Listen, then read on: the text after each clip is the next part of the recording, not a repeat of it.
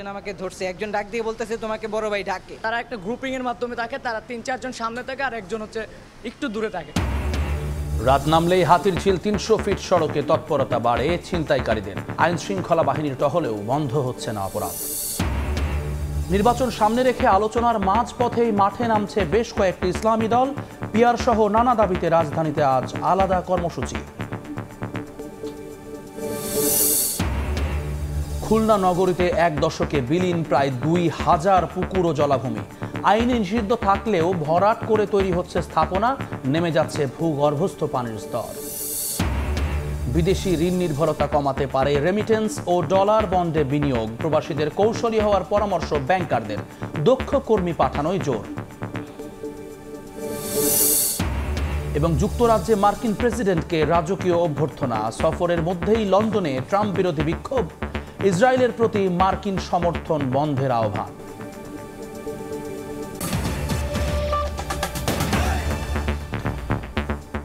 সকালের সময়ের সঙ্গে আছি আমি জুম্মান সাদিক জ্যাভলিন। রাজধানীর বিনোদনের অন্যতম কেন্দ্র হাতিরঝিল ও ৩০০ ফিট সড়ক। দিনে ভিড়, আলো, নিরাপত্তা সবই ঠিকঠাক, কিন্তু রাত নেমে আসতেই বদলে যায় দৃশ্যপট। অন্ধকার আর ফাঁকা রাস্তার সুযোগ নেয় ছিনতাইকারীরা। আইন শৃঙ্খলা বাহিনীর টহল থাকলেও তা উপেক্ষা করেই চলে নানা অপরাধ। স্বপন আহমেদের রিপোর্টে বিস্তারিত।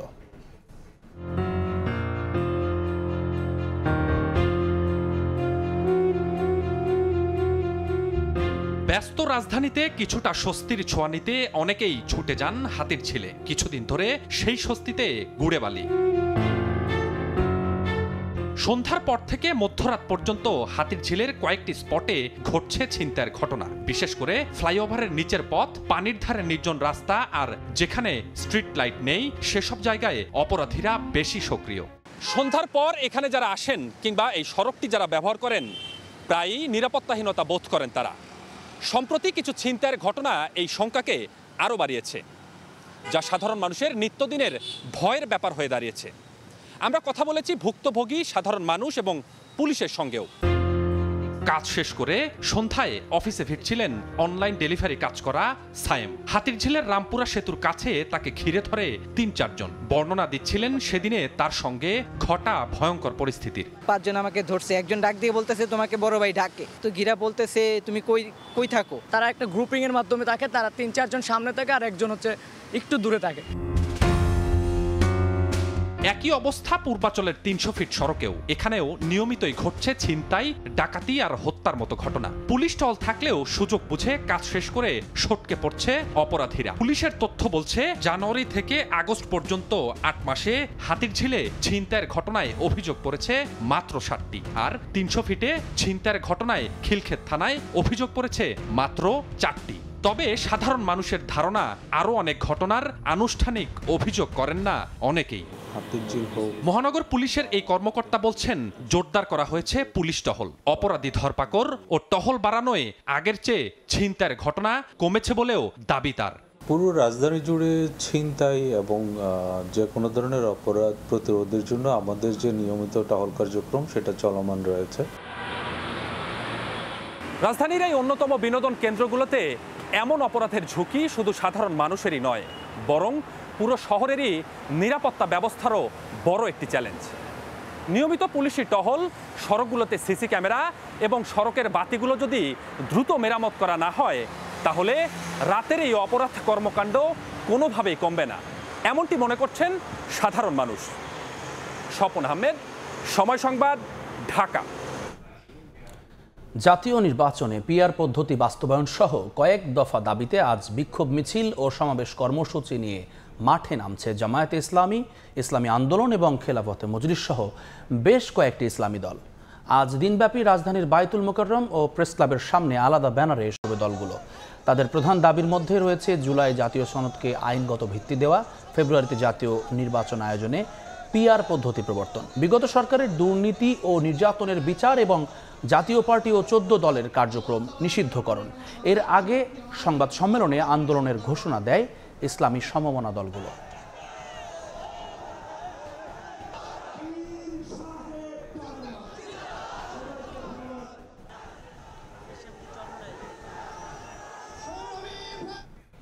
বিদেশি ঋণ নির্ভরতা কমিয়ে আনতে পারে রেমিটেন্স বৃদ্ধি ও ডলার বন্ডে বিনিয়োগের বাড়তি জোয়ার। এজন্য প্রতি মাসে কমপক্ষে শুধু রেমিটেন্স আনতে হবে $3 বিলিয়ন। এতে আর্থিক স্বনির্ভরতা বাড়বে বলে মনে করছেন অর্থনীতিবিদরা। এক্ষেত্রে অবৈধ প্রবাসীদের বৈধদের অ্যাকাউন্ট ব্যবহার করার পরামর্শ দিয়েছেন ব্যাংকাররা। দক্ষ কর্মী পাঠানোর দিকেও নজর দিলে বেশি রেমিটেন্স আসবে বলে মত দিয়েছেন মাইগ্রেশন বিশেষজ্ঞরা। কাজল আব্দুল্লাহ রিপোর্ট। রফতানি ও প্রবাসী আয়ের সঙ্গে দেশের সার্বিক ব্যয় সমন্বয়ে নির্ভর করতে হয় বিদেশি ঋণে। বাংলাদেশ 2023-24 অর্থ বছরে বৈদেশিক ঋণ নেয় $9.5 বিলিয়ন, আর শেষ অর্থ বছর ছিল $8 বিলিয়ন। বিশেষ করে বার্ষিক ব্যয়ের ঘাটতি পূরণেই উন্নয়ন সহযোগীদের কাছে হাত পাততে হয় বাংলাদেশকে। মধ্যম আয়ের দেশে রূপান্তরের আগেই নিজস্ব সক্ষমতা বাড়াতে বিদেশি ঋণ কম নিতে রেমিটেন্স ও রফতানি আয়ে জোর দিয়ে ডলার বন্ডে প্রবাসীদের বিনিয়োগে উৎসাহিত করার পরামর্শ অর্থনীতিবিদদের। বছরে এটা 100 বিলিয়ন করা সম্ভব যদি ডায়াসপোরা বন্ড ইস্যু করেন। বিদেশে যারা থাকে আমাদের বাংলাদেশের লোক, তাদের কাছে যদি বন্ড বিক্রি করেন, গভর্নমেন্ট সরকারি বন্ড, তাহলে সেটা কিন্তু ফরেন কারেন্সি হিসাবে রেমিটেন্সের যে করিডোরগুলো আছে, সেই করিডোরের ডেস্টিনেশন অনুযায়ী আপনি যদি টার্গেট করেন যে এই ডেস্টিনেশন থেকে আমরা এত বিলিয়ন নিব, এই ডেস্টিনেশন থেকে মিডল ইস্ট থেকে আমরা এত নিব। প্রবাসে লাখ লাখ শ্রমিক এখন অবৈধ। ভিসা সহ অন্যান্য সমস্যা সমাধান ও অবৈধ শ্রমিকদের রেমিটেন্স পাঠাতে কৌশলী হওয়ার পরামর্শ ব্যাংকারদের। যারা ব্যাংকের বাইরে আছে তাদেরকে যদি আমরা আরও নিয়ে আসতে পারি এবং তাদের যে কিছু প্রতিবন্ধকতা আছে, যারা বাইরে যায় অনেকেরই কিন্তু ভিসা থাকে না ঠিকমতো বা কাগজপত্র ডকুমেন্টসের সমস্যা থাকে, এটা যদি আমাদের সরকারিভাবে কিছু সহযোগিতার মাধ্যমে আমরা করতে পারি তাহলে ব্যাংকিং চ্যানেলে আরও আমাদের রেমিটেন্সটা আসবে। যাদের পারমিট বৈধ নাই তাদেরকে টাকা পাঠানোর জন্য যারা আছে অবস্থান করতেছে, তারা একটা চ্যানেল আছে, সেটা হলো তাদের নিকট আত্মীয় স্বজন যারা থাকে কিংবা পরিচিত মহল যারা থাকে তাদের মাধ্যমে টাকা পাঠাতে পারে। বাংলাদেশ ব্যাংকের তথ্য অনুযায়ী গত অর্থ বছর ইতিহাসে সর্বোচ্চ রেমিটেন্স আসে দেশে, যার পরিমাণ $30 বিলিয়ন বেশি। পরিমাণ বাড়াতে প্রবাসী আয়, পাঠানোর চার্জ কমানো ও দক্ষ শ্রমিক প্রেরণে জোর দিচ্ছেন বিশেষজ্ঞরা। যদি আমরা রেমিটেন্স প্রেরণকারীদের চার্জ ফ্রি করতে পারি, কিন্তু সেটা কিন্তু পরিষ্কারভাবে সম্ভব হবে না, কারণ বিদেশে আমাদের দেশীয় ব্যাংক এবং দেশীয় মালিকানাধীন এক্সচেঞ্জ কোম্পানি খুব কম। তো বিদেশি এক্সচেঞ্জ কোম্পানিগুলো তাদের স্বার্থে তারা রাজি হবে না। লোক বিদেশ পাঠাচ্ছে, তাদেরকে যদি আমরা আরেকটু প্রশিক্ষণ দিয়ে পাঠাতে পারতাম এবং আধুনিক মানের প্রশিক্ষণ যদি দিয়ে পাঠাতে পারতাম, তাহলে এই সংখ্যাটা আরও অনেক বাড়তো বলে আমি মনে করি। বিশ্বজুড়ে 1 কোটির বেশি বাংলাদেশি বসবাস করলেও এর মধ্যে বেশিরভাগই অদক্ষ বলে জানায় প্রবাসী শ্রমিকদের নিয়ে কাজ করা গবেষণা প্রতিষ্ঠানগুলো। কাজল আব্দুল্লাহ, সময় সংবাদ, ঢাকা। সকালের সময় আরও থাকছে। মালয়েশিয়া পাঠানোর প্রলোভনে লোকজনকে টেকনাফের আস্তানায় রাখছে পাচারকারীরা। আজকে রেখে আদায় করছে মুক্তিপণ।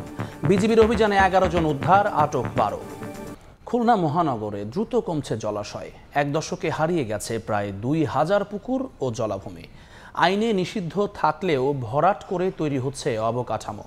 এতে বাড়ছে তাপমাত্রা, নেমে যাচ্ছে ভূগর্ভস্থ পানির স্তর। সামান্য বৃষ্টিতেই তৈরি হচ্ছে জলাবদ্ধতা। নিয়ামুল হোসেন কোচির ছবিতে আব্দুল্লাহ আল মামুন রুবেলের রিপোর্ট। 45 বর্গ কিলোমিটার আয়তনের খুলনা নগরীতে 3 দশকে বাণিজ্যিক ও আবাসিক ভবন মোট ভূমির 29 ভাগ থেকে বেড়ে দাঁড়িয়েছে 53 ভাগে।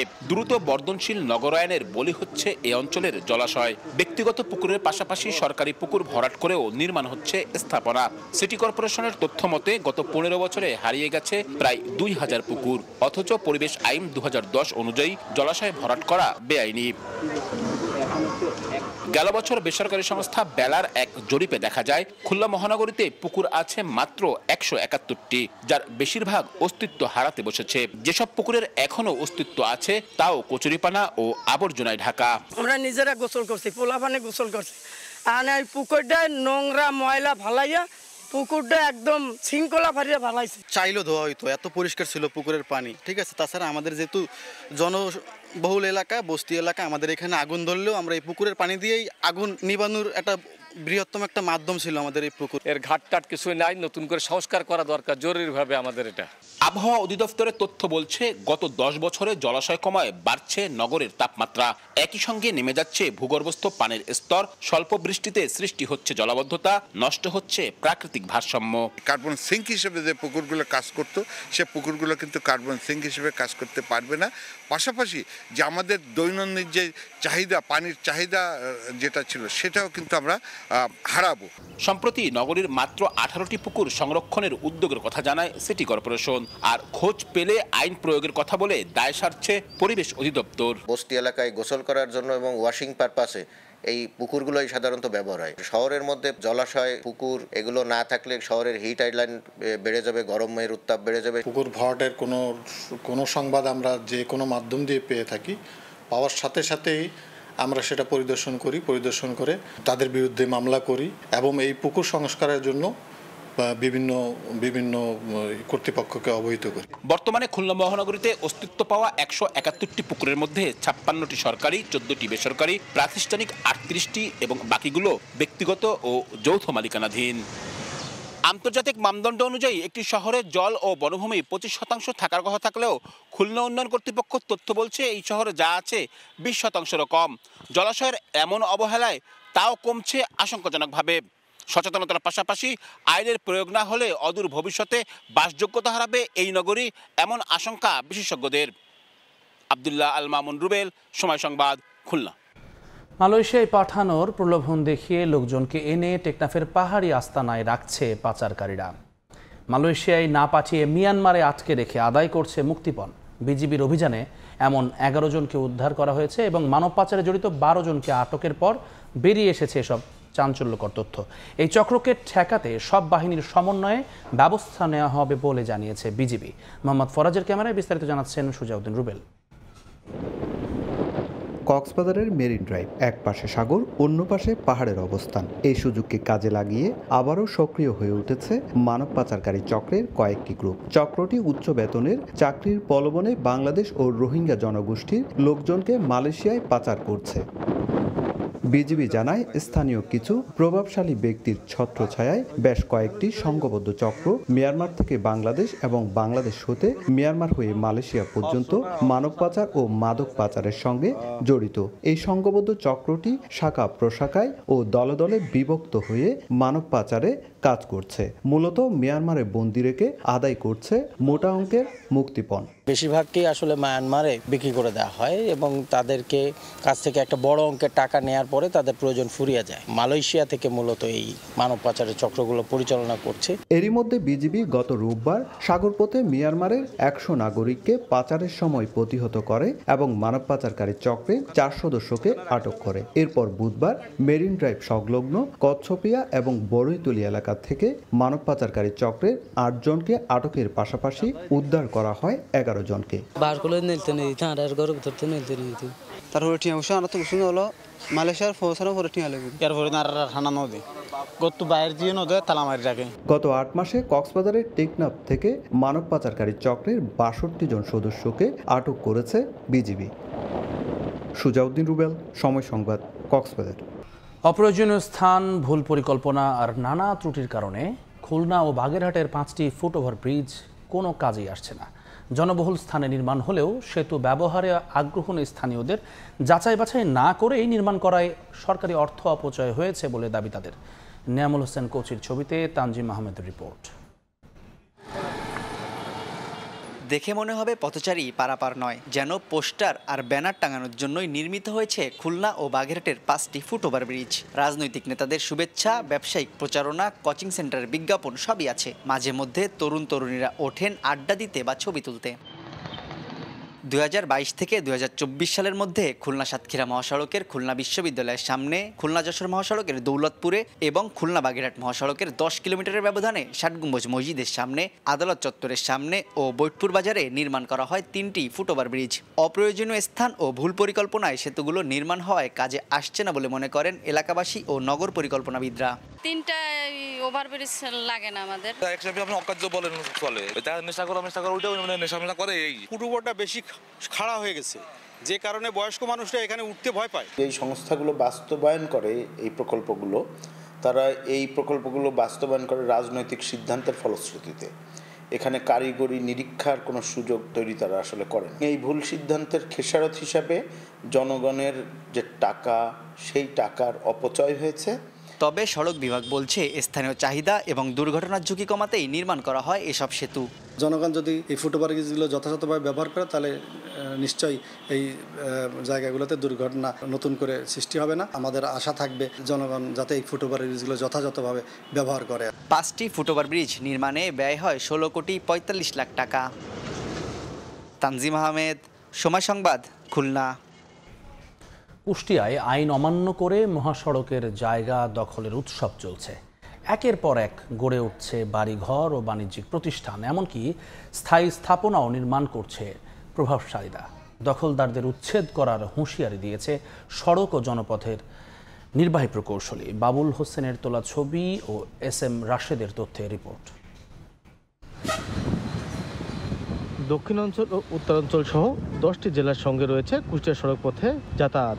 মহাসড়ক ও আঞ্চলিক মহাসড়ক দখল বন্ধে পাশে ঝুলানো সড়ক আইনের সাইনবোর্ড, কিন্তু এসবের তোয়াক্কা না করে মহাসড়কের জায়গা দখলের মহোৎসব চলছে। অবৈধভাবে দখল করে বাণিজ্যিক প্রতিষ্ঠান গড়ে তুলেছে প্রভাবশালীরা, এমনকি মহাসড়কের 10 মিটারের মধ্যে স্থায়ী নির্মাণ কাজও করছে তারা। রাস্তার দুই পাশ অবৈধ দখলের কারণে প্রায় ঘটছে দুর্ঘটনা। এসব অবৈধ স্থাপনা অপসারণের দাবি যান চালক ও পথচারীদের। গাড়ি দাঁড়ানোর সমস্যা, যাত্রী নামানোর সমস্যা, অনেক সমস্যা। টার্নিং এর ভিতরে বিভিন্ন মানুষ বিভিন্ন কিছু করে দখল করে ওই টার্নিং এ দেখার মতন কোনো পরিবেশ নাই। গভর্নমেন্টের যে বেঁধে দেওয়া রাস্তাটা ছেড়ে সবাই ব্যবসা বাণিজ্য করুক, আমরাও সবাই নিরাপদে থাকি, পথচারীও নিরাপদে থাকি। মহাসড়কের জায়গা অবৈধ স্থাপনা অপসারণের কাজ পরীক্ষাধীন, জানান সড়ক বিভাগের নির্বাহী প্রকৌশলী। আমাদের যে সম্পত্তি আইন কর্মকর্তা খুলনা মহোদয়ের কাছে আমরা এগুলো প্রেরণ করেছি, যার ফলে আমাদের দিক থেকে এগুলো উদ্যোগ গ্রহণ করা হয়েছে এবং এই প্রক্রিয়াটি যেহেতু একটা প্রক্রিয়ার মধ্য দিয়ে এই উচ্ছেদ কার্যক্রমটি চলে, সেই প্রক্রিয়াটি সম্পন্ন হলে বাকি কার্যক্রম সম্পন্ন হবে। জেলা সড়ক বিভাগের তথ্য মতে 150 কিলোমিটার রাস্তার পাশে প্রায় 975 জন দখলদার অবৈধভাবে স্থাপনা নির্মাণ করেছে। SM রাশেদ, সময় সংবাদ, কুষ্টিয়া। 8 মাস ধরে ওষুধ মিলছে না চুয়াডাঙ্গার ইউনিয়ন স্বাস্থ্য ও পরিবার কল্যাণ কেন্দ্রগুলোতে। এতে বিপাকে অন্তঃসত্ত্বা নারী, নবজাতক ও সাধারণ রোগীরা। কমেছে আগের তুলনায় রোগীর সংখ্যাও। ওষুধ সরবরাহ না থাকায় এমন পরিস্থিতি বলে জানান পরিবার পরিকল্পনা কর্মকর্তা। মাহফুজ মামুনের তথ্য ও ছবি নিয়ে রিপোর্ট। 1978 সালে চুয়াডাঙ্গায় প্রতিষ্ঠিত হয় ইউনিয়ন স্বাস্থ্য ও পরিবার কল্যাণ কেন্দ্রের কার্যক্রম। এখান থেকে গ্রামীণ গর্ভবতী নারী, নবজাতক, সাধারণ রোগী ও শিশুদের চিকিৎসা সেবা দেয়া হতো ওষুধও। তবে 2025 সালের জানুয়ারি মাস থেকে জেলার ইউনিয়ন স্বাস্থ্য ও পরিবার কল্যাণ কেন্দ্রগুলোতে সব ধরনের ওষুধ সরবরাহ বন্ধ রয়েছে। রোগীদের ব্যবস্থাপত্র হাতে ধরিয়ে দিলেও প্রয়োজনীয় কোনো ওষুধ দেয়া হয় না। তবে জন্ম নিয়ন্ত্রণ পদ্ধতির কার্যক্রম 7 মাস বন্ধ থাকার পর আগস্ট মাস থেকে চালু হয়েছে। পরিবার পরিকল্পনা অফিসের দেয়া তথ্য মতে জেলায় 24টি ইউনিয়ন স্বাস্থ্য ও পরিবার কল্যাণ কেন্দ্রে 2023 সালের জুলাই থেকে 2024 সালের জুন পর্যন্ত চিকিৎসা সেবা নিয়েছেন 2,91,560 জন। কিন্তু এক বছরের ব্যবধানে 2024 সালের জুলাই থেকে 2025 সালের জুন পর্যন্ত চিকিৎসা সেবা নিয়েছেন 2,33,411 জন। আর এখন হচ্ছে ওষুধ দেয় না, আমাদের ভোগান্তি হচ্ছে। এখন বাচ্চা নিয়ে এসে বাইরে থেকে ওষুধ কেনা লাগে। আমরা গরিব মানুষ, আমরা চিকিৎসার বাবদে অন্য জায়গায় যাতেও পাচ্ছি না, এখন অন্য জায়গায় যাতে পাচ্ছি না, সরকার ওষুধ দিচ্ছে না। 7-8 মাস ধরেই ওষুধ একেবারেই বন্ধ সাপ্লাই। ওষুধ না থাকার পরও আমরা সাধারণ মানুষকে বিভিন্ন দিক নির্দেশনা, বিভিন্ন পরামর্শ দিয়ে থাকছি। তবে ওষুধ সরবরাহ না থাকায় বিতরণ কার্যক্রম বন্ধ রয়েছে, জানান পরিবার পরিকল্পনা কর্মকর্তা। অচিরেই আমাদের ঔষধ চলে আসবে, আর ঔষধ আসার পরে আমাদের যে এই সেবাদান কার্যক্রমের যে সাময়িক সমস্যা হয়েছিল সেগুলো নিশ্চয়ই কেটে যাবে। জেলার 41টি ইউনিয়ন পরিষদের মধ্যে 24টিতে রয়েছে স্বাস্থ্য ও পরিবার কল্যাণ কেন্দ্র। সময় সংবাদ, চুয়াডাঙ্গা। মেহেরপুরে প্রতিনিয়ত বাড়ছে অ্যানথ্রাক্স আক্রান্ত রোগীর সংখ্যা। সংশ্লিষ্টরা বলছেন অসচেতনতা, গবাদি পশুর ভ্যাকসিন কার্যক্রম ও প্রশাসনের সঠিক পদক্ষেপের অভাবে কমছে না প্রকোপ। আর জনবল ও ভ্যাকসিন সংকটের কথা স্বীকার করেছে খোদ প্রাণী সম্পদ বিভাগ। রোগটি প্রতিরোধে মাঠ পর্যায়ে কার্যক্রম চলছে বলে জানান সিভিল সার্জন বিন ইয়ামিনের রিপোর্ট। হাতের নখের গোড়ায় ফুলে উঠেছে, কারো আবার হাতের বিভিন্ন স্থানে ফোস্কার মতো হয়ে আছে, কারো হাতে ঘা। মেহেরপুরের গাংনী উপজেলার কাজীপুর ও মটমোড়া ইউনিয়নের গ্রামগুলোতে প্রায় প্রতিটি বাড়িতে অ্যানথ্রাক্সে আক্রান্ত হয়েছে গবাদি পশু। তার সংস্পর্শে এসে আক্রান্ত হচ্ছেন খামারিরাও। আক্রান্তরা জানান, রোগের উপসর্গ দেখা দিলে স্থানীয়ভাবে চিকিৎসা নেন তারা। অবস্থার অবনতি হলে যান সরকারি হাসপাতালে। ছাগল অসুস্থ ছিল, ওই ছাগলের গোশ খাই আমাদের হাতে ঘা হয়েছিল। প্রথমে আঙ্গুলে ব্যথা হয়, হয়তো আস্তে আস্তে ব্যথা বেশি হয়, হয়তো আঙ্গুলের উপরে ফুলে যায়। গ্রামের ডাক্তার থেকে ঔষধ পানি নিয়ে কিছুই পরিবর্তন আসলো না। কি বিষয়, আমরা এটা নিয়ে খুবই ভয়ের কারণে ছিলাম। স্থানীয়দের অভিযোগ, অ্যানথ্রাক্স ছড়িয়ে পড়লেও প্রাণিসম্পদ বিভাগ থেকে মিলছে না চাহিদামাফিক ভ্যাকসিন। স্বাস্থ্য বিভাগের সচেতনতা কার্যক্রম, অসুস্থ পশু জবাই ও বিক্রি রোধে নেই কোনো পদক্ষেপ। প্রশাসনিক দিক দিয়ে তারা সচেতনতা বৃদ্ধি করবেন। অ্যানথ্রাক্স যে ভ্যাকসিন আছে, গরু ছাগলকে এগুলো দিলে পরে ইনশাল্লাহ অ্যানথ্রাক্স রোগের সংখ্যা অনেকাংশ কমে যাবে। যত্রতত্র চিকিৎসা না করিয়ে আক্রান্তদের হাসপাতালে আসার আহ্বান চিকিৎসকদের। আর জনবল ও ভ্যাকসিন সংকটের কথা জানায় প্রাণী সম্পদ বিভাগ। যদি মনে হয় যে অ্যানথ্রাক্স বা যদি কোনোভাবে জানা যায় বা পশুর মাংস নাড়াচাড়ার পরে যদি এরকম কোনো ইনফেকশন দেখা দেয়, আমরা চাই যে আমাদের কাছে এসে প্রপার ট্রিটমেন্ট যেন নেয়। 85 প্রাণীকে টিকার আওতায় নিয়ে আসতে হবে এবং এটা রুটিনলি এই প্র্যাকটিসটা চালু রাখতে হবে, যেটা বর্তমান আমার যে সক্ষমতা, এই সক্ষমতায় আমাদের এটা বাস্তবায়ন করা খুবই কঠিন। তবে অ্যানথ্রাক্স রোধে মাঠ পর্যায়ে কার্যক্রম চলছে বলে জানান সিভিল সার্জন। আমাদের স্বাস্থ্য সহকারী যারা ফিল্ড স্টাফ আছে তাদের মাধ্যমে স্বাস্থ্য শিক্ষা দেওয়া হচ্ছে, বলা হচ্ছে যে এই ধরনের রোগাক্রান্ত গরুর সংস্পর্শে যেন না আসে, দ্রুত যেন চিকিৎসা নেয়। স্বাস্থ্য বিভাগের তথ্য মতে মেহেরপুর জেলায় চলতি বছর 464 জন অ্যানথ্রাক্স আক্রান্ত হয়েছেন, যার মধ্যে 97% গাংনী উপজেলায়। বেনয়ামিন, সময় সংবাদ, মেহেরপুর। মাজরা পোকার আক্রমণে দিশেহারা ঝিনাইদহে রোপা আমন ধান চাষিরা। কীটনাশক ব্যবহার করেও মিলছে না কাঙ্ক্ষিত ফল। তাদের আশঙ্কা, ফলন বিপর্যয়ে লোকসানের মুখে পড়বেন তারা। সার্বক্ষণিক কৃষকদের পাশে থেকে পরামর্শ দেয়া হচ্ছে বলে জানিয়েছে স্থানীয় কৃষি বিভাগ। ঝিনাইদহ থেকে লোটাস রহমান সোহাগের রিপোর্ট। ঝিনাইদহের শৈলকুপা উপজেলার নাকল গ্রামের বিস্তীর্ণ মাঠ জুড়ে কেবলই সবুজ ধানের চারা। কয়েকদিন আগে রোপণ করা হয়েছে আমন ধান। এরই মধ্যে আবার ধানে দেখা দিয়েছে মাজরা পোকার আক্রমণ। এতে দিশেহারা হয়ে পড়েছেন কৃষকরা। একই চিত্র সদর, কালীগঞ্জ, হরিণাকুণ্ডু, মহেশপুর ও কোটচাঁদপুর উপজেলাতেও। কৃষকরা বলছেন, মাজরা পোকার আক্রমণে অনেক গাছ শুকিয়ে সাদা হয়ে যাচ্ছে, ব্যাহত হচ্ছে ধানের স্বাভাবিক বৃদ্ধি। কীটনাশক স্প্রে করেও মিলছে না ফল। এতে খরচ যেমন বেড়ে যাচ্ছে, তেমনি ফলন নিয়েও দেখা দিয়েছে অনিশ্চয়তা। ধান তো ভাই মাজরা পোকায় শেষ হয়ে গেল, সার ওষুধ কিছুই পাচ্ছি না। আমার 7 বিঘে জমি ধান, আমি 2 বার ওষুধ দিয়েছি, ওষুধই কোনো কাজ হচ্ছে না। মাজরা পোকায় কেটে দিচ্ছে, কেটে দেওয়ার পর ধান লাল হয়ে যাচ্ছে। আমরা কোনো এর বিধি ব্যবস্থা খুঁজে পাচ্ছি না। এবার মাজরার পরিমাণ খুব বেশি, গড়ে লেগে খাইয়ে যাচ্ছে, মাছ কাটি কাটি ফেলা দিচ্ছে। কৃষি বিভাগ বলছে, পোকার আক্রমণ থেকে বাঁচতে নিয়মিত পরামর্শ দেওয়া হচ্ছে কৃষকদের। আমরা কৃষকদের মাঝে লিফলেট বিতরণ করেছি, এছাড়া পার্চিং সম্পন্ন করেছি, এছাড়া কৃষকদেরকে নিয়ে উপসহকারীর মাধ্যমে উঠান বৈঠক সম্পন্ন করেছি। পাশাপাশি আমরা মাঠে যাচ্ছি, দেখছি যে যে পরামর্শ প্রয়োজন আমরা সেদিকে দিচ্ছি। জেলা কৃষি সম্প্রসারণ অধিদপ্তরের তথ্য মতে চলতি মৌসুমে জেলার 6 উপজেলায় 1,04,000 হেক্টর জমিতে আমন ধানের আবাদ হয়েছে, যা থেকে ধান উৎপাদনের লক্ষ্যমাত্রা নির্ধারণ করা হয়েছে 5,64,139 মেট্রিক টন। লোটাস রহমান সোহাগ, সময় সংবাদ, ঝিনাইদহ। বাগেরহাটে লবণাক্ত এলাকায় দিন দিন জনপ্রিয় হয়ে উঠছে তরমুজ চাষ। অমৌসুমেও ফলন ভালো হওয়ায় লাভের মুখ দেখছেন চাষিরা। সব ধরনের পরামর্শ দিয়ে কৃষকদের পাশে থাকার প্রতিশ্রুতি দিয়েছে স্থানীয় কৃষি বিভাগ। আলী আকবর টুটুলের তথ্য ও আমিনুল ইসলামের ছবিতে রিপোর্ট। দূর থেকে দেখলে মনে হয় লাউ বা কুমড়া ঝুলছে গাছে, কাছে গেলে দেখা মেলে নানা রঙের তরমুজের সমারোহ। বাগেরহাট জেলার ফকিরহাট উপজেলার ডগর মৌভ গ্রামের বিশ্বজিৎ তার মৎস্য ঘেরের পাড়ে এবার প্রথমবারের মতো তরমুজ চাষ করেন। চারদিকে লবণ পানির মধ্যে ভালো ফলন পেয়েছেন। খরচও তুলনামূলক কম হওয়ায় লাভবান হয়েছেন বিশ্বজিৎ। অন্যান্য ফসলের তুলনায় খরচ অনেকটাই কম, রোগবালাই কম এবং লাভ অনেকাংশে বেশি। 60 থেকে 65 হাজার টাকা খরচ হয়েছে।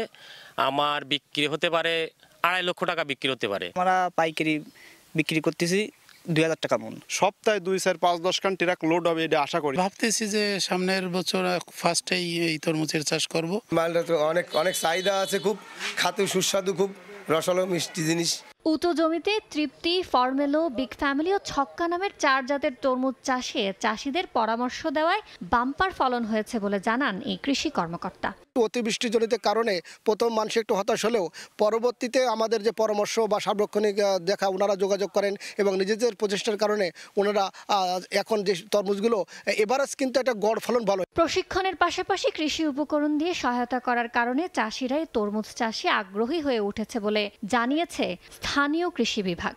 যেহেতু ঘেরের পাড়ে এই মৌসুমে পানির কোনো চ্যালেঞ্জ নেই বা ঝুঁকি নেই, সেজন্য এটি মাছ চাষও হচ্ছে, পাশাপাশি এটি একটি উপরি পাওনা বা বাড়তি ইনকাম হিসেবে এই তরমুজটাও আবাদ হচ্ছে। বাগেরহাট জেলায় এবার 68 হেক্টর জমিতে মৌসুমের বাইরে তরমুজ চাষ হয়েছে, যার উৎপাদন লক্ষ্যমাত্রা 2080 মেট্রিক টন, বাজার মূল্য আনুমানিক 12 কোটি টাকা। সময় সংবাদ, বাগেরহাট। এবার বায়ুমানের খবর।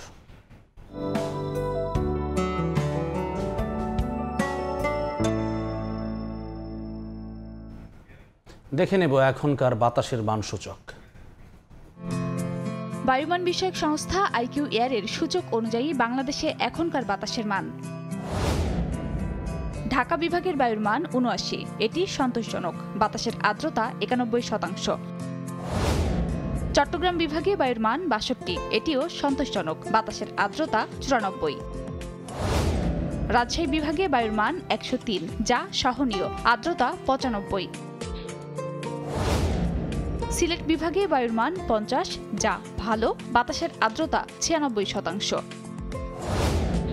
খুলনা বিভাগে বায়ুর মান ১১৭, এটি সহনীয়, বাতাসের আর্দ্রতা ৯৫।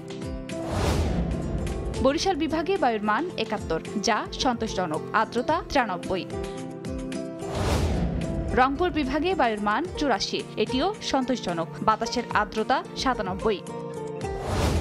ময়মনসিংহ বিভাগে বায়ুর মান ৭৭, এটিও সন্তোষজনক, বাতাসের আর্দ্রতা ৯৫%।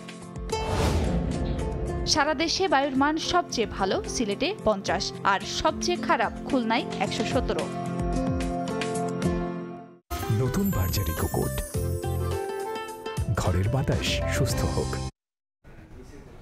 সনাতন ধর্মাবলম্বীদের শারদীয় দুর্গাপূজা ঘিরে প্রতিমা তৈরিতে ব্যস্ত যশোরের মৃৎশিল্পীরা।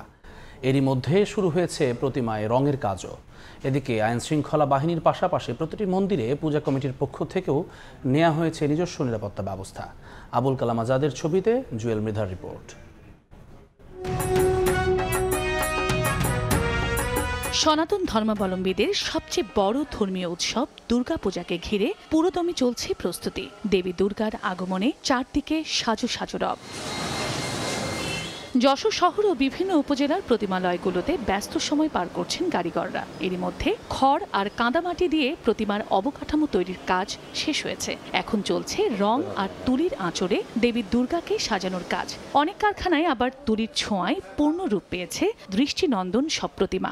মাটির কাজ শেষ, আমাদের এখন রঙের কাজ চলতেছে। 3 থেকে 4 মাস আগের থেকে তৈরি করা শুরু করেছি। আমি প্রায় 38 থেকে 39 ঠাকুর তৈরি করেছি। আমাদের আর 4-5 দিনের ভিতরে আমাদের প্রতিমা ডেলিভারি দিতে হবে। এবার যশোরে 708টি মণ্ডপে অনুষ্ঠিত হবে দুর্গাপূজা। প্রতিটি মণ্ডপে পূজা কমিটির নিজস্ব নিরাপত্তা ব্যবস্থা রাখার পাশাপাশি প্রশাসন ও আইন শৃঙ্খলা রক্ষাকারী বাহিনীর পক্ষ থেকে 5 স্তরের নিরাপত্তা ব্যবস্থা নেওয়া হয়েছে। প্রত্যেকটা মন্দির কেন্দ্রিক একটা হিন্দু মুসলমানদের সমন্বয়ে একটা নিরাপত্তা কমিটি গঠন করেছি আমরা। নিশ্চিত নিরাপত্তায় বরাবরের মতোই এবার শারদীয় দুর্গোৎসব আনন্দ ঘন পরিবেশে আমরা উদযাপন করতে পারবো। নিয়মিত আইন শৃঙ্খলা বাহিনী যারা আছে তারা কাজ করবেন। এছাড়া প্রত্যেকটা পূজা মণ্ডপে আমরা সিসি ক্যামেরার ব্যবস্থা করেছি, ভলান্টিয়ার্স কমিটি থাকবে। এছাড়াও আমাদের যে প্যাট্রোলিংগুলো, গোয়েন্দার নজরদারি, সেগুলো আমাদের সব থাকবে। আগামী 28 সেপ্টেম্বর মহাষষ্ঠীর মধ্য দিয়ে শুরু হওয়া শারদীয় দুর্গাপূজা শেষ হবে 2রা অক্টোবর বিজয়া দশমীর মধ্য দিয়ে। সময় সংবাদ, যশোর। ঠাকুরগাঁওয়ে উদযাপিত হল ওরাও নৃ জনগোষ্ঠীর সবচেয়ে বড় ধর্মীয় উৎসব কারাম। ঐতিহ্যবাহী উৎসবে অংশ নেন ওরাও সম্প্রদায়ের সদস্য সহ আশপাশের কয়েক গ্রামের মানুষ। জিয়াউর রহমান বকুলের তথ্য ও ছবিতে রিপোর্ট।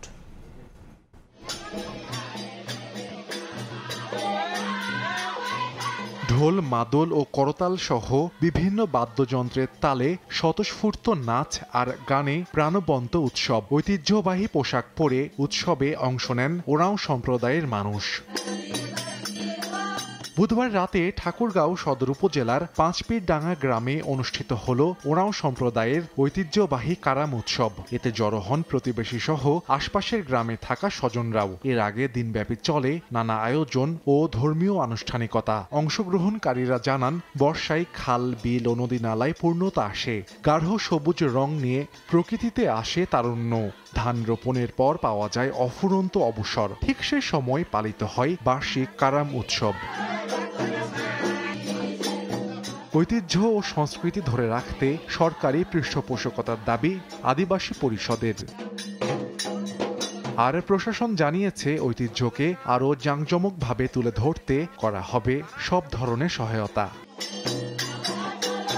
এক যুগের বেশি সময় ধরে এ কারাম উৎসব পালন করে আসছেন জেলার ক্ষুদ্র নৃগোষ্ঠীর সদস্যরা। আর এ উৎসব ঘিরে মিলিত হন সদরের পাঁচপীরডাঙ্গা, শালন্দর, জামুরিপাড়া, তেলিপাড়া সহ আশপাশের কয়েকটি গ্রামের মানুষ। সময় সংবাদ, ঠাকুরগাঁও। নওগাঁর হাটে বেড়েছে রোপা আউশ ধানের সরবরাহ। মোটা পারিজা জাতের ধান বিক্রি হচ্ছে 1080 থেকে 1100 টাকা প্রতি মনে। বিস্তারিত জানাতে নওগাঁর চকগৌরি হাটে আছেন রিপোর্টার এমআর রকি। সরাসরি যাচ্ছি তার কাছে।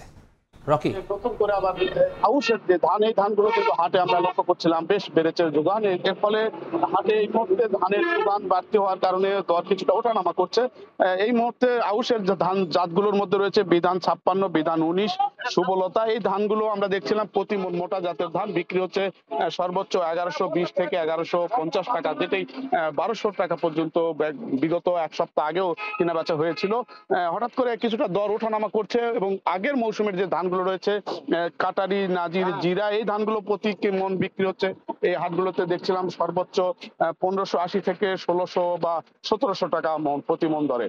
তবে আসলে যারা চাষি তারা বলছেন যে হাটে ধানের যখনই যোগান বেড়ে যায় তখন কিন্তু দরের জায়গাটা কিন্তু ওঠানামা করে এবং ব্যবসায়ীরা তাদের খেয়াল খুশি মতো এক ধরনের দর বেঁধে দিয়ে এই ধানগুলো কেনার কারণে কাঙ্ক্ষিত দর তারা কিন্তু আসলে ওই জায়গা থেকে বঞ্চিত হন। এবং এই ক্ষেত্রে ভোর সকালে কিন্তু হাটগুলোতে কেনা বেচা হয়ে থাকে এবং বিপুল পরিমাণ ধানের যোগান থাকলেও সরকারের যেসব দপ্তর রয়েছে এদের না নজরদারির অনেকটাই অভাব এবং একটা অরক্ষিত বাজার ব্যবস্থায় এই ধান চাল কেনা বেচার, ধান কেনা বেচার যা মুনাফা সেটা কিন্তু ব্যবসায়ীর পকেটে চলে যায়, এমন অভিযোগ কিন্তু চাষিদের দিক থেকে করা হচ্ছে। আমরা দেখছিলাম বিগত চলতি মৌসুমে রোপা আউশের আবাদ এই জেলায় হয়েছে প্রায় 65,000 হেক্টর জমিতে, যেখান থেকে ধান কৃষি বিভাগ বলছে প্রায় 4,50,000 মেট্রিক টন কৃষকের ঘরে উঠেছে এবং এবার ফলন ভালো ছিল। এছাড়া কিন্তু বিগত আমন মৌসুমে, বুড়ো মৌসুমের যে ধানগুলো ছিল এই ধানগুলোতেও দেখছিলাম যে প্রতি মনের কিন্তু দর ওঠানামা করছে। যদিও চালের দরের কোনো প্রভাব নেই, কিন্তু ধানের দরের জায়গাটায় প্রতি মন সপ্তাহের ব্যবধানে 50 থেকে 80 টাকা পর্যন্ত অনেকটা কম দরে কেনা বেচা চলছে এই হাটগুলোতে। এবং চিনি আতবে যে ধান রয়েছে সুগন্ধি, এই ধান কিন্তু মন প্রতি 100 টাকার উপরে কিন্তু কমেছে। সব মিলিয়ে চাষিরা অনেকটাই হতাশ এবং ব্যবসায়ীরা বাজার নজরদারির দিকে চাষিদের দিক থেকে অভিযোগ করা হচ্ছে, নজরদারি দিয়ে যেন প্রকৃত বাজার ব্যবস্থাটা নিয়ন্ত্রণ করা হয়, এই কথাটাই বলছে চাষিরা। এই ছিল নওগাঁর ধানের হাটে কেনাবেচার খবর আমার কাছে। নওগাঁ থেকে ধান বিক্রির সবশেষ খবর জানাচ্ছিলেন সহকর্মী এমআর রকি। যুক্তরাজ্যে রাজকীয় অভ্যর্থনা পেলেন মার্কিন প্রেসিডেন্ট ডোনাল্ড ট্রাম্প ও first lady Melania Trump. Windsor ক্যাসেলে তাদের অভ্যর্থনা জানান রাজা চার্লস ও রানী ক্যামিলা। লাল গালিচা সংবর্ধনার সামরিক কুচকাওয়াজ ও যুদ্ধবিমানের ফ্লাইপোস্টের মধ্য দিয়ে সম্মান জানানো হয় ডোনাল্ড ট্রাম্প ও ফার্স্ট লেডিকে। এদিকে মার্কিন প্রেসিডেন্টের সফরের মধ্যেই লন্ডনে ট্রাম্প বিরোধী ব্যাপক বিক্ষোভ হয়েছে। ইসরায়েলের প্রতি মার্কিন সমর্থন বন্ধের আহ্বান জানান বিক্ষোভকারীরা। 2 দিনের যুক্তরাজ্য সফরে আছেন মার্কিন প্রেসিডেন্ট ডোনাল্ড ট্রাম্প ও ফার্স্ট লেডি মেলানিয়া ট্রাম্প। দেশটিতে এটি তার দ্বিতীয় রাষ্ট্রীয় সফর। লন্ডনে পৌঁছানোর পর রাজকীয় আড়ম্বরের মধ্য দিয়ে উইন্ডসর ক্যাসেলে তাদের স্বাগত জানান রাজা তৃতীয় চার্লস, রানী ক্যামিলা উইলিয়ামস ও কেট দম্পতি। দেয়া হয় রাজকীয় লাল গালিচা সংবর্ধনা। ট্রাম্প ও মেলানিয়া ট্রাম্প রাজকীয় বাহনে করে প্রদক্ষিণ করেন প্রাসাদ প্রাঙ্গণ। পাশাপাশি সামরিক কুচকাওয়াজ ও যুদ্ধবিমানের ফ্লাইপাস্টের মাধ্যমে অভ্যর্থনা জানানো হয় ট্রাম্প দম্পতিকে। এরপর ব্রিটেনের রাজা তৃতীয় চার্লস ও রানী ক্যামিলার সঙ্গে উইন্ডসর ক্যাসেলের রাজকীয় সংগ্রহশালা ঘুরে দেখেন মার্কিন প্রেসিডেন্ট ও তার স্ত্রী। যান সেন্ট জর্জ চ্যাপেলেও। উইন্ডসর ক্যাসেলের রাজকীয় ভোজেও অংশ নেন তারা। এদিকে মার্কিন প্রেসিডেন্টের ঐতিহাসিক এই সফর ঘিরে রাজকীয় আয়োজনের মধ্যেই লন্ডনে চলছে ট্রাম্প বিরোধী বিক্ষোভ। এ সময় রাস্তায় নামেন হাজারো মানুষ। প্ল্যাকার্ড আর ফিলিস্তিনের পতাকা হাতে আন্দোলনকারীদের স্লোগানে প্রকম্পিত হতে থাকে চারপাশ। গাজা যুদ্ধ বন্ধের আহ্বান জানান বিক্ষোভকারীরা। তার উচিত নিজ দেশের প্রতি মনোযোগ দেয়া এবং অন্য দেশের বিষয়ে হস্তক্ষেপ না করা, বিশেষ করে গাজা ইস্যু নিয়ে। তার ইসরায়েলের প্রতি সমর্থন ও অস্ত্র সরবরাহ বন্ধ করা উচিত।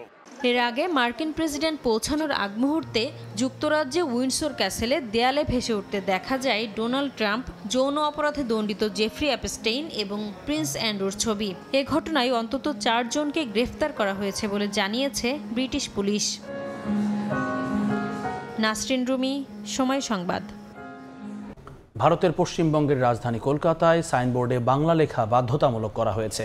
কলকাতা পৌরসভা নির্দেশ দিয়েছে আগামী 30 সেপ্টেম্বরের মধ্যে সব সাইনবোর্ডে অন্যান্য ভাষার পাশাপাশি বাংলায় লেখা থাকতে হবে। নির্দেশ অমান্য করলে বাতিল হতে পারে ট্রেড লাইসেন্স, এমনকি নগদ জরিমানাও করা হবে। কলকাতা থেকে বিস্তারিত জানাচ্ছেন সুব্রত আচার্য, ছবি তুলেছেন বিশ্বজিৎ দাস। কলকাতা শহর জুড়ে সর্বত্রই চোখে পড়ে ইংরেজি ও হিন্দি ভাষার সাইনবোর্ড, অথচ শহরের অধিকাংশ মানুষ বাংলায় কথা বললেও সাইনবোর্ডে তেমন প্রাধান্য দেখা যায় না, বরং সম্প্রতি সময়ে আগের তুলনায় বাংলা লেখার প্রবণতাও কমে গেছে। পরিস্থিতি বিবেচনা করে এবার কলকাতা পৌরসভা কঠোর অবস্থান নিয়েছে। 30 সেপ্টেম্বরের মধ্যে সব প্রতিষ্ঠানের সাইনবোর্ডে বাংলায় নাম ওপরের অংশে স্পষ্ট থাকতে হবে। অন্যান্য ভাষায় নাম লেখার অনুমতি থাকলেও বাংলা বাধ্যতামূলক করা হয়েছে। 206 বর্গ কিলোমিটার আয়তনের এই শহরের 144টি ওয়ার্ডে এই সিদ্ধান্তের আওতায় আনা হয়েছে। না মানলে অভিযুক্ত ব্যবসা প্রতিষ্ঠানের ট্রেড লাইসেন্স বাতিলের পাশাপাশি আর্থিক জরিমানার মুখেও পড়তে হবে। পৌর কর্তৃপক্ষের এই সিদ্ধান্তকে স্বাগত জানিয়েছেন অনেকে, যদিও রয়েছে মিশ্র প্রতিক্রিয়াও। মুখ্যমন্ত্রীর নির্দেশে যেটা উনি করেছেন, এটা আমাদের গর্বের ব্যাপার যে যেখানে থাকছি সেখানে বাংলা ভাষার কোনো হোর্ডিং পোস্টার থাকবে না, অন্য ভাষা থাকবে। আমরা কি যদি দক্ষিণে যাই, দক্ষিণের ভাষাকে বাদ দিয়ে হিন্দি বা ইংরেজি ভাষা থাকে, দক্ষিণের ভাষা থাকে, তার সঙ্গে অন্য কিছু থাকতে পারে। সুতরাং কলকাতায় আমরা যেখানে বাংলা ভাষায় কথা বলছি সেখানে বাংলা ভাষায় হোর্ডিং পোস্টার থাকবে না, এটা হতেই পারে না। অবশ্যই এটা অসাধারণ। হঠাৎ করে শারদ উৎসব, যেখানে কোটি কোটি টাকার বাণিজ্যিক প্রতিষ্ঠান, বিজ্ঞাপনের প্রতিষ্ঠান তার নিজের ব্যবস্থা করেছে, সেই মুহূর্তে দাঁড়িয়ে কর্পোরেশনের ফতোয়া কতটা লাগু করতে পারবে কর্পোরেশন, সেটা নিয়ে চিন্তিত আমরা। কলকাতা পৌরসভার হিসেব অনুযায়ী শহরে নথিভুক্ত ব্যবসা প্রতিষ্ঠানের সংখ্যা প্রায় 6 লাখ, আর অনিবন্ধিত প্রতিষ্ঠানের সংখ্যা 10 লাখেরও বেশি। বাংলা ভাষা এবং বাঙালি আনাকে বাঁচিয়ে রাখার আন্দোলন শুরু করেছে রাজ্যের শাসক তৃণমূল কংগ্রেস। জুলাই মাস থেকে অব্যাহত এই আন্দোলনের অংশ হিসেবেই কলকাতা কর্পোরেশন কলকাতার সমস্ত সাইনবোর্ড বাংলায় লেখা বাধ্যতামূলক করার এই সিদ্ধান্তকে কলকাতাবাসী দেখছেন ইতিবাচক দৃষ্টিতে। কলকাতা পৌর সংস্থার সামনে থেকে সুব্রত আচার্য, সময় সংবাদ। ক্লাবের মালিকানা নিয়ে দ্বন্দ্ব ও কাউন্সিলর বাছাইয়ে হস্তক্ষেপ সহ নানা অভিযোগ সম্পর্কে অবগত বিসিবি নির্বাচন কমিশন। এসব বিষয়ে প্রাথমিকভাবে ট্রাইব্যুনালের রায়ের উপরেই আস্থা রাখতে চান প্রধান নির্বাচন কমিশনার মোহাম্মদ হোসেন। বোর্ড থেকে কাউন্সিলর তালিকা পাওয়ার পর যাচাই করাবেন তারা, অভিযোগ পেলে তা খতিয়ে দেখা হবে। সুপ্রিম কোর্টের সিনিয়র এই আইনজীবী হুঁশিয়ারি দিয়ে বলেন, বাহ্যিক চাপ সৃষ্টির চেষ্টা বৃথা, স্বচ্ছতা নিশ্চিতে বদ্ধপরিকর কমিশন। ক্রিকেট বোর্ড নির্বাচনের প্রধান কমিশনারের দায়িত্বে সুপ্রিম কোর্টের সিনিয়র অ্যাডভোকেট মোহাম্মদ হোসেন। 3 সদস্যের কমিশনে আরও আছেন সিআইটি প্রধান এবং এনএসসির নির্বাহী পরিচালক। বিসিবি ইলেকশনে ভোটার সংখ্যা সামান্যই, তবুও যেন পরতে পরতে নাটক। বোর্ড থেকে কাউন্সিলর তালিকা হাতে পাওয়ার অপেক্ষায় কমিশন, কিন্তু সে তালিকা নিয়ে রীতিমতো যুদ্ধ চলছে বোর্ডে সক্রিয় দুপক্ষের মাঝে। একাধিক ক্লাবের মালিকানা নিয়ে দ্বন্দ্ব নিরসনে হিমশিম খেতে হচ্ছে অবসরপ্রাপ্ত বিচারপতি মির্জা হোসেন হায়দারের ট্রাইব্যুনালকে। সেগুলো কানে এসেছে নির্বাচন কমিশনেরও। We don't know any councillor of BCB. বিসিবির একটা লিস্ট আমাদের কাছে আসবে, সেই লিস্টটাকে আমরা পাবলিশ করব। এখন যদি বিসিবি আগে থেকে শুনে কাউকে অন্যায়ভাবে বাদ দিয়ে থাকে বা অন্যায়ভাবে ইনক্লুড করে থাকে, তখন আমরা যখন খসড়া ভোটার লিস্ট পাবলিশ করব, তখন ওই অন্যায়ের বিরুদ্ধে প্রতিকার আমাদের কাছে চাইতে পারে। আমরা ওই আপত্তিগুলি আইন অনুযায়ী ডিসপোজাল করি। দেখব মাননীয় বিচারপতি মহোদয় কীভাবে বিষয়গুলি নিষ্পত্তি করেছেন। আমরা যদি দেখি যে উনি প্রপারলি করেছেন তাহলে আমাদের জন্য কাজটা ইজি হয়ে যাবে। সো আমরা হয়তো তখন আর সে বেশি ডিটেলসে নাও হতে পারে। আর যদি প্রাইমা ফেসি দেখা যায় যে না ওখানে কিছু ভুল ত্রুটি আছে তখন আমরা ওটা সংশোধন করব। নির্বাচনে হস্তক্ষেপের অভিযোগ তুলছে এক পক্ষ, আবার তাদের বিরুদ্ধে শক্তি প্রদর্শনের পাল্টা অভিযোগও পাওয়া যাচ্ছে। আমিনুল ইসলাম বুলবুলের বিসিবি সভাপতি থাকা অবস্থায় ইলেকশনে অংশ নেওয়াটাও পছন্দ করছে না বিরোধী পক্ষ। লেভেল প্লেইং ফিল্ড নিয়ে উঠছে প্রশ্ন। যদিও কাউন্সিলর লিস্ট পেয়ে কাজ শুরুর পর স্বচ্ছতা নিয়ে প্রশ্ন কিংবা বাহ্যিক চাপের সুযোগই রাখতে চান না কমিশন প্রধান। আমাকে যারা চিনে আমাকে কেউ প্রেশারাইজ করবার চেষ্টা করে না, ঠিক আছে? আর যারা চিনে না তাদেরকে আপনারা এই সংবাদটা পৌঁছে দিবেন। আমাদের 3 জনকে ইন্ট্রোডিউস করে দেওয়ার জন্য একটা হোয়াটসঅ্যাপ গ্রুপ খোলা হয়েছিল, ঠিক আছে? আমিনুল ইসলাম বুলবুল সাহেব যেই দিন আমাদেরকে মিট করিয়েছেন 3 জনকে আমরা ফার্স্ট মিটিং করেছি সেই দিন উনি ওখান থেকে লিভ করেছেন। বিসিবির ভেতর থেকে কোনো রিটার্নিং অফিসার প্রিজাইডিং অফিসার নিব না। পোলিং অফিসার যে আমরা সেটাও বাইরে থেকে যাতে করে একটা ফ্রি এবং ফেয়ার ইলেকশন হয়। 2 দিন বাড়িয়ে কাউন্সিলর নমিনেশন ফর্ম জমা দেওয়ার ডেডলাইন 19 সেপ্টেম্বর করেছে বিসিবি। 20 তারিখ থেকে আনুষ্ঠানিকভাবে কাজ শুরু করবে নির্বাচন কমিশন। মাকসুম আলম খান, সময় সংবাদ, ঢাকা। এ পর্যায়ে শীর্ষ সংবাদগুলো জানিয়ে দিচ্ছি আরেকবার। 5 জন আমাকে ধরছে, একজন ডাক দিয়ে বলতেছে তোমাকে বড় ভাই ডাকে। তারা একটা গ্রুপিং এর মাধ্যমে থাকে, তারা 3-4 জন সামনে থাকে আর একজন হচ্ছে একটু দূরে থাকে। রাত নামলেই হাতিরঝিল 300 ফিট সড়কে তৎপরতা বাড়ে ছিনতাইকারীদের। শৃঙ্খলা বাহিনীর টহলেও বন্ধ হচ্ছে না অপরাধ। নির্বাচন সামনে রেখে আলোচনার মাঝপথেই মাঠে নামছে বেশ কয়েকটি ইসলামী দল। পিআর সহ নানা দাবিতে রাজধানীতে আজ আলাদা কর্মসূচি।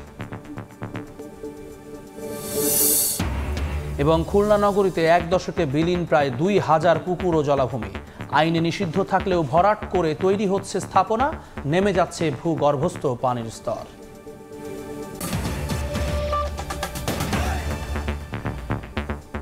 এই ছিল সকালের সময়। আন্তর্জাতিক সময়ের সঙ্গে থাকবেন কাজল আব্দুল্লাহ। ধন্যবাদ জাবলিন।